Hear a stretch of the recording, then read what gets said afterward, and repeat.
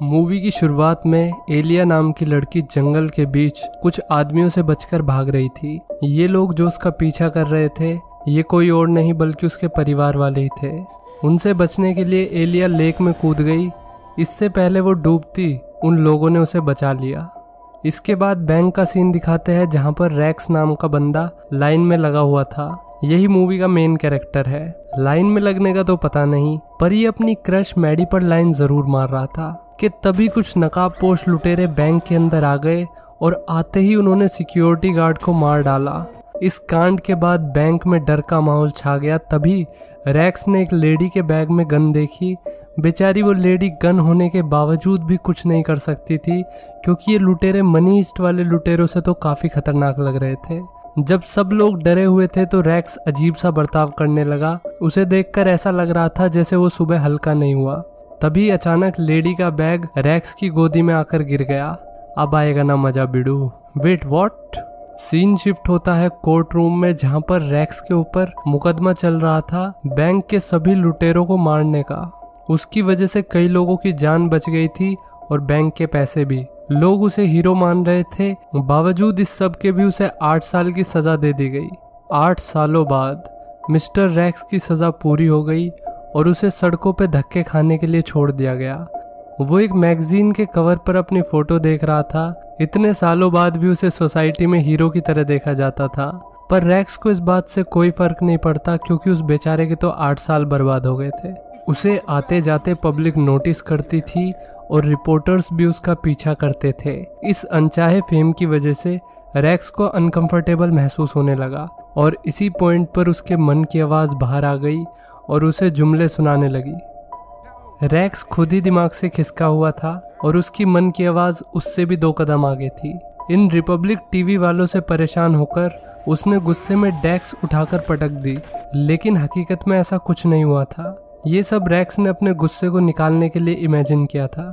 ज्यादातर लोग उसे हीरो मानते थे, लेकिन कुछ लोग ऐसे भी थे जिनकी नज़र में रैक्स बस एक साइको था। इसके बाद वो अपने एक दोस्त के पास गया, जहां उसने अपने मन की भड़ास निकाली और फाइनली उसने डिसाइड कर लिया कि वो फिनलैंड शिफ्ट हो जाएगा। इसके बाद फॉरेस्ट में एक आदमी को दिखाया जाता है जो अपनी जान बचाकर भाग रहा था। जो लोग इस आदमी का पीछा कर रहे थे ये वही लोग थे जिन्हें शुरुआत में दिखाया गया था। इसका मतलब ये सभी घटनाएं फिनलैंड में घट रही थी, जहां पर रैक्स जाने वाला था।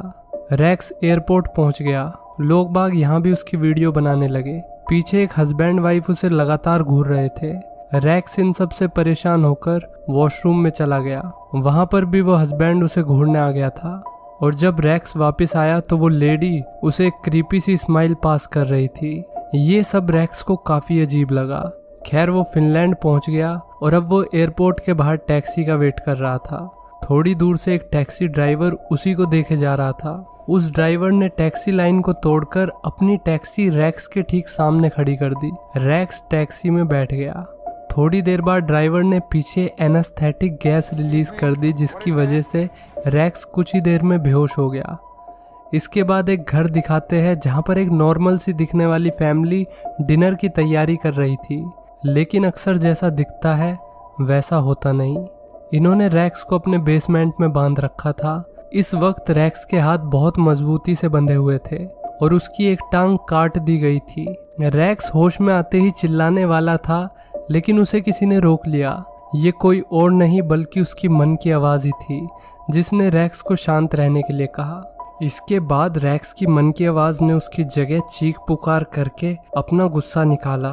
यहाँ तक कि उसकी मन की आवाज़ उससे ज़्यादा स्मार्ट और डेंजरस थी। रैक्स की जिंदगी और मौत में उसकी अंदर की आवाज़ बहुत बड़ा किरदार निभाने वाली थी। मन की आवाज़ सारी सिचुएशन को डीपली एनालाइज करके इस नतीजे पर पहुंची कि उसकी किडनैपिंग के पीछे एयरपोर्ट वाले वे हस्बैंड और वाइफ थे जो उसे लगातार घूर रहे थे। रैक्स के हाथ बहुत मजबूती से बांधे गए थे, इसलिए उसे वहां से निकलने का कोई और तरीका सोचना था। उसकी मन की आवाज़ के हिसाब से उसे किडनैपर्स के सामने बेहोश होने का दिखावा करना था। उसकी ऑल्टर ईगो ने आसपास देखकर ये भी अंदाजा लगाया कि ये लोग एक फैमिली।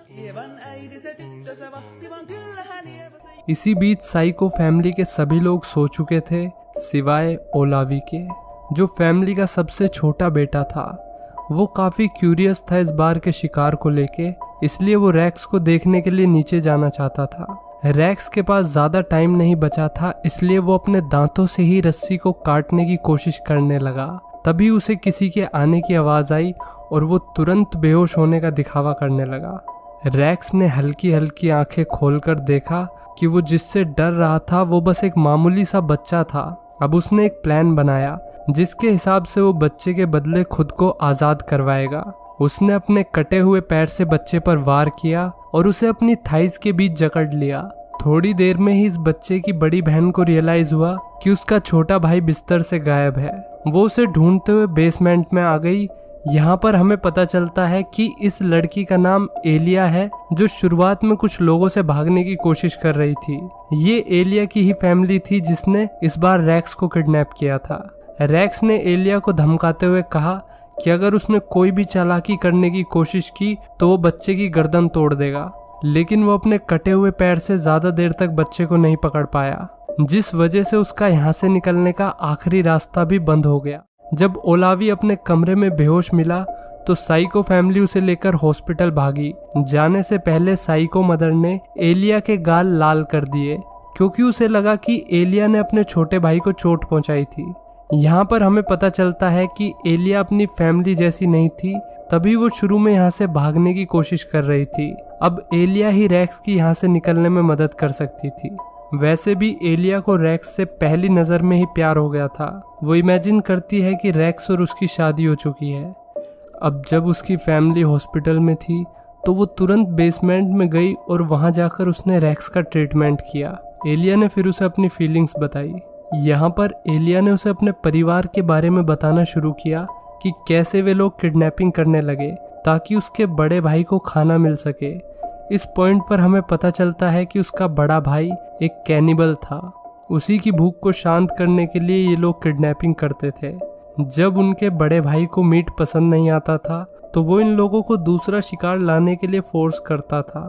ये मौत का सिलसिला देखकर एलिया थक चुकी थी। उसने कई बार यहाँ से भागने की कोशिश की, मगर उसका साइको परिवार हर बार उसे पकड़ लेता था और सजा के तौर पर उसे लकड़ी के एक पिंजरे में बंद कर दिया जाता था जो खुद उसके पिता ने बनाया था। एलिया रैक्स को इस हाल में छोड़कर नहीं जाना चाहती थी, इसलिए उसने जमीन पर एक नाइफ छोड़ दिया और उसे कहा कि ये तुम्हें खुद उठाना पड़ेगा। रैक्स ने अपने पैर से नाइफ को उठा लिया और जैसे ही वो रस्सी को काटने लगा तभी एलिया के 3 भाई वहां पर आ गए। वो रैक्स को मारने के इरादे से आए थे, पर रैक्स को बेहोश देखकर उन्होंने अपना इरादा बदल लिया। मतलब मन की आवाज का बेहोश होने वाला आइडिया काम आया।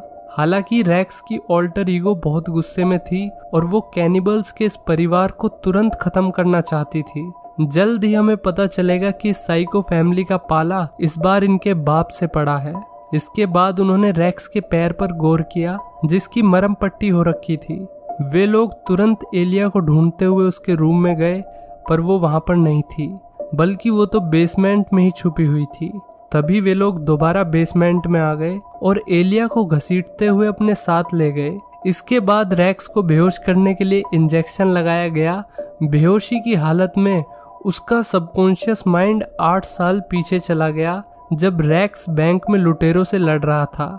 फाइनली हमें देखने को मिला कि रैक्स उस मोमेंट पर कितना ज्यादा खतरनाक हो गया था।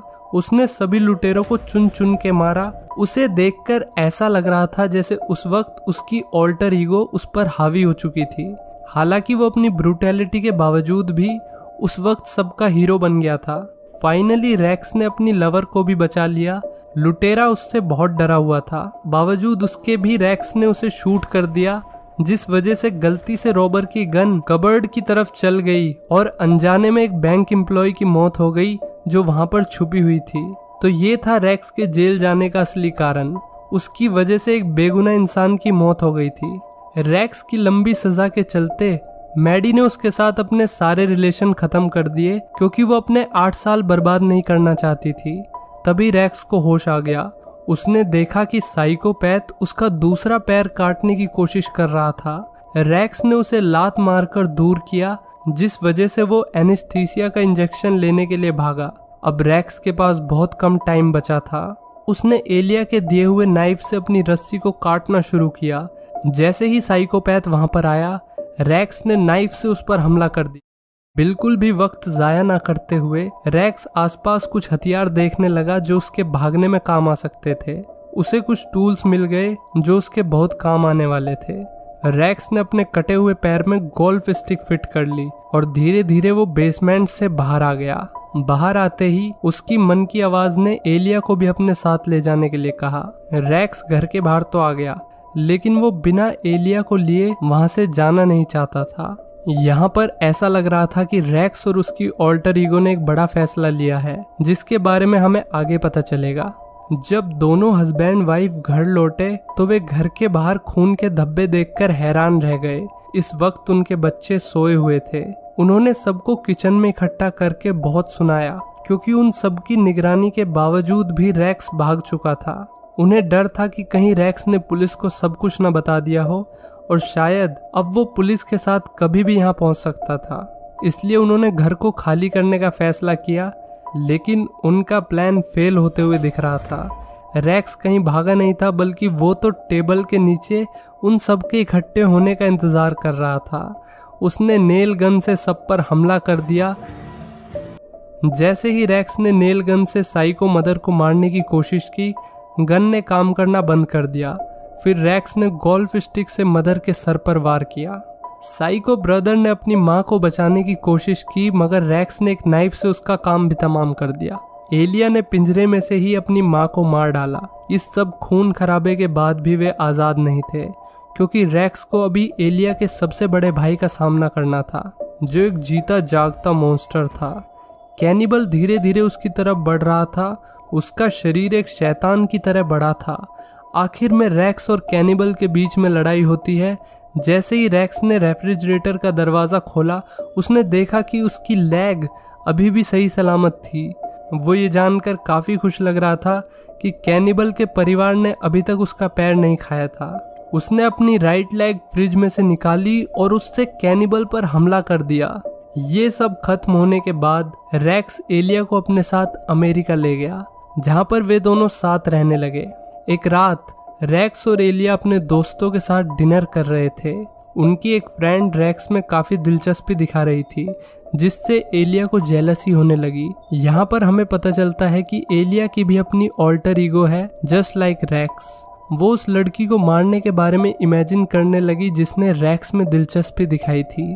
इसका मतलब ये था कि रैक्स और एलिया एक दूसरे के लिए परफेक्ट कपल थे, क्योंकि उनकी लाइफ का एक्सपीरियंस लगभग सेम ही रहा था। इसी बीच साइको फैमिली के सबसे छोटे बेटे को दिखाते हैं, जो अब ठीक हो चुका था। वो अपने पेरेंट्स की मौत का बदला लेने की कसम खाता है।